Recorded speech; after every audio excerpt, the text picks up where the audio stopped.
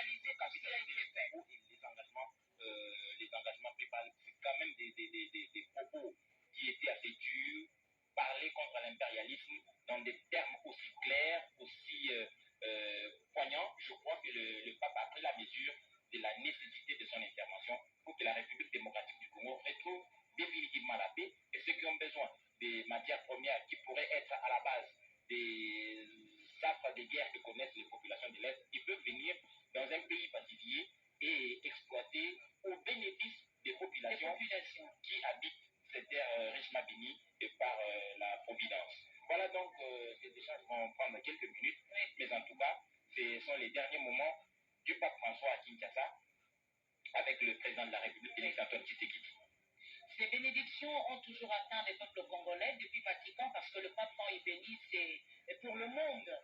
Alors, mais aujourd'hui, quand il arrive au Congo, et dit, je vais essayer d'extrapoler, je suppose que le pape rappelle au chef de l'État qu'il a compris qu'il est chrétien, mais qu'il est ouvert aux autres, parce que le pape lui-même a fait un geste d'humilité. Voilà, j'aperçois le Premier ministre en train de parler avec les deux présidents du Parlement. Voilà, c'est l'unité, c'est vraiment la coordination autour de cette action importante au niveau diplomatique. C'est le cardinal, je suppose, qui s'avance aussi pour les derniers moments. Et dit, le pape au niveau du stade, au niveau de l'aéroport de Polo, s'est mis debout pour saluer le chef de l'État. Le couple présidentiel, encore des actes d'humilité que le pape n'arrête de partager. Et si le pape, ses gestes sont imités par le monde, je crois qu'il n'y aura plus de guerre, il n'y aura plus des appétits gloutons. Et tout le monde, chacun se mettra à sa place, qu'on soit politique, on est tous liés à l'autre, parce que l'humain, c'est un animal social. Qu'est-ce qui nous divise?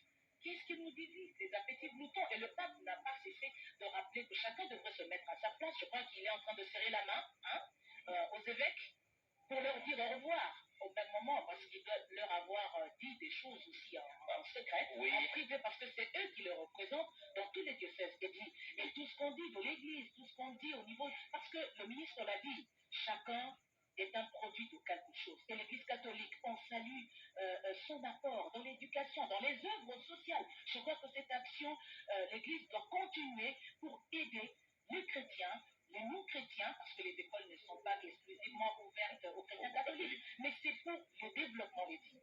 C'est pour le développement, bien entendu. C'est une responsabilité sociétale que joue l'Église, pas seulement en République démocratique du Congo, mais partout où elle est installée. Et ça a été rappelé aux évêques, rappelé aux prêtres, rappelé à tous les consacrés, c'était hier.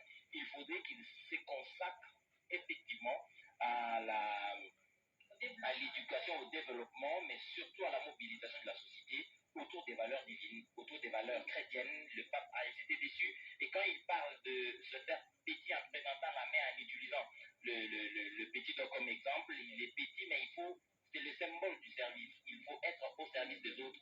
Et en l'étant, on ne se diminue pas, au contraire, on est regaillardi. Et il est possible, avec ce service à la communauté, de participer